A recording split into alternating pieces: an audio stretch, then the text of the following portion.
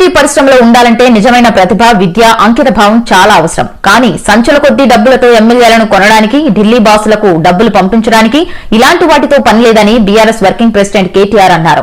IT ఉద్యోగుల మేధస్సు, అవిశ్రాంత శ్రమే ఆధునిక సాంకేతిక ప్రపంచానికి వెన్నెముక అని చెప్పారు. వారే లేకుంటే ప్రగతి రథచక్రాలు ఆగిపోతాయన్నారు.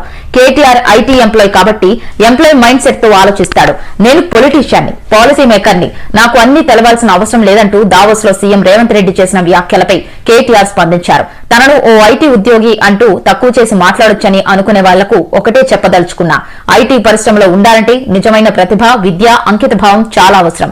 కానీ సంచుల కొద్దీ డబ్బులతో ఎమ్మెల్యేలను కొనడానికి, ఢిల్లీ బాసులకు డబ్బులు పంపించడానికి ఇవేమీ అవసరం లేదు. ప్రపంచ వ్యాప్తంగా ఉన్న ఐటీ ఉద్యోగులు ఎంతో కష్టపడి వారి జీవనోపాధిని పొందుతున్నారు.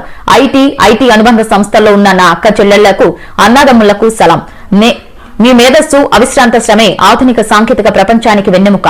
మీరు లేకుంటే ప్రగతి రథచక్రాలు ఆగిపోతాయి. మీ విద్యార్హతలకు నీ నిబద్ధతకు కొందరు యాక్సిడెంటల్ రాజకీయ నాయకులు సరితూగరు. అలాంటి వాళ్లు ప్రవేశపెట్టే అనాలోచిత విధానాలకు మనం భారీ మూల్యం చెల్లించుకుంటున్నాం.